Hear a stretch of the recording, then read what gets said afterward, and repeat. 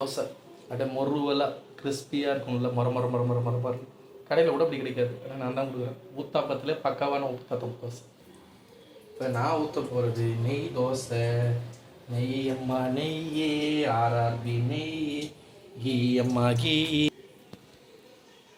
ஏங்க என் தோசையை சாப்பிட்டு பார்க்க வாங்க. நெய் வாசனை கமன்னு அடிக்குதுங்க. நெய் வாசனை அப்படி கமன்னு இருக்குது. நெய் தோசை நெய் மணக்கும் நெய் எங்கே ஓடுது எங்கே ஓடுது, கூட்டம் எல்லாம் எங்கே ஓடுது.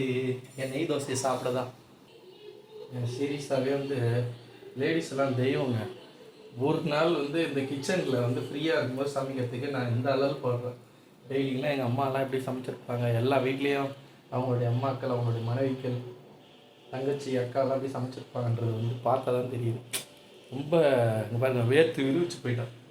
சும்மா தோசை ஊற்றுறதுலே இதில் நூடுல்ஸு, மக்ரோனி, அப்புறம் மற்றெல்லாம் செய்கிற மாதிரி இருந்தால் என்ன வருது. நானும் திருப்புறேன். இப்போ இது மேலே என்ன பண்ண போகிறேன், நான் நெய் ஊற்று.